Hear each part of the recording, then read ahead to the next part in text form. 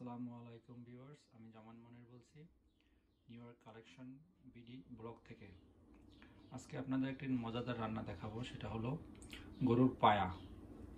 গরুর পায়া বা নেহেরি কীভাবে রান্না করতে হয়। গরুর পায়া বা নেহেরি রান্না করার জন্য যা যা দরকার হবে সেটি হলো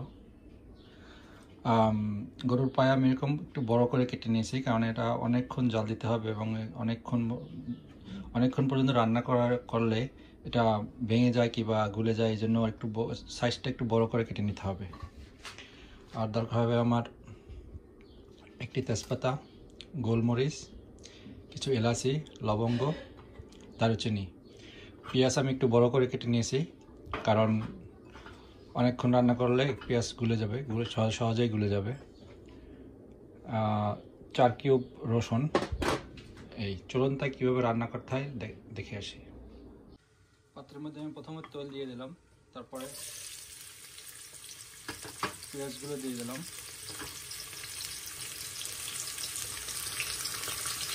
পেঁয়াজটা একটু ব্রাউন করে ভেজে নিতে হবে।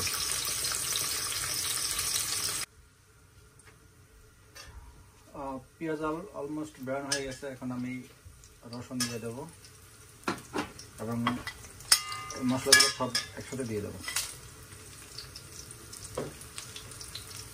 লবণ দিতে হবে পরিমাণ মতো। লবণ দিয়ে দিয়েছি, এখন আমি হলুদের গুঁড়া, মরিচের গুঁড়া দেবো।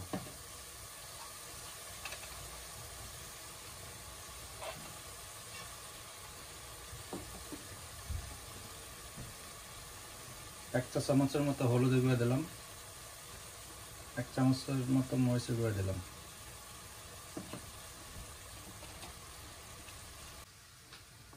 মশলাটা একটু কষিয়ে নিলাম। এটার মধ্যে আমার আরেকটা মশলা দিতে হবে, আদা বাটা। আদা বাটা তো আমি এটা কষানোর পরে দেবো তো। এই মশলাটা কষিয়ে নিয়ে আমি গরুর পায়াগুলো দিয়ে দিলাম ভিতরে।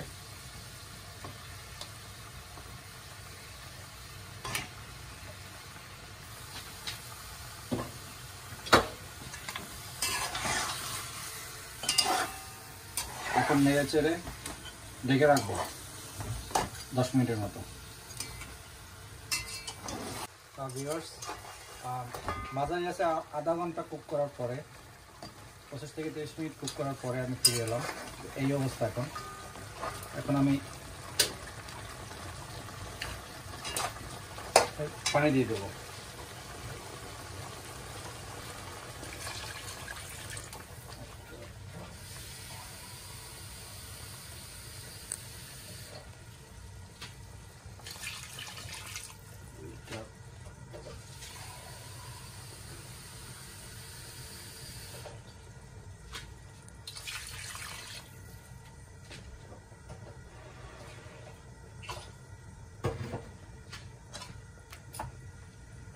মোটামুটি 3 কাপ পানি দিলাম।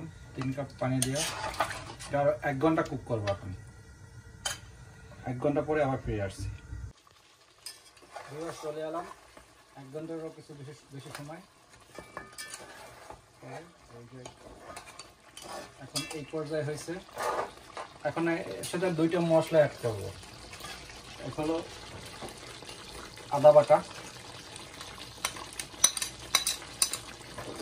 এবং জিরা।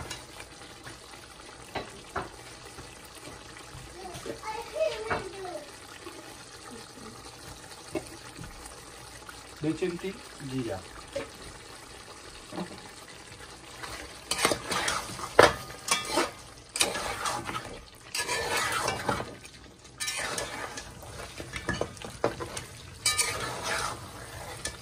এখন আর একটু কষাবো।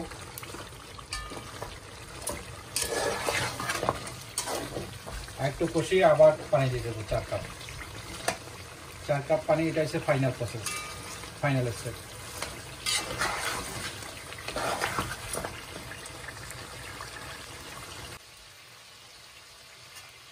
আমার কষানো শেষ, এখন পানি দিয়ে দেবো। আবার 4 কাপ পানি দিয়ে দেবো।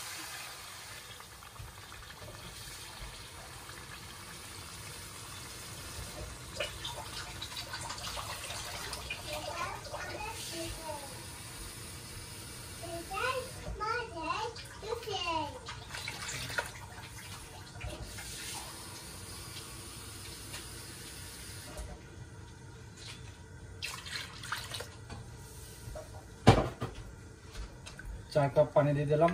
এখন আরও 1 থেকে 1.5 ঘন্টা রান্না করব মিডিয়াম আছে। ওকে, আবার ফিরে আসবো 1.5 ঘন্টা পরে। Thank you. ওকে ভিউয়ার্স, আমি 1 ঘন্টা এটা রান্না করার পরে, হালকা আঁচে রান্না করার পরে আমি এটা রেখে দিয়েছিলাম, এটা 2-3 ঘন্টা রেখে দিয়েছিলাম। পরে আবার আমি আধা ঘন্টা রান্না করলাম। রান্না করার পরে এই অবস্থা এখন আসলো। এখন নামিয়ে ফেলবো।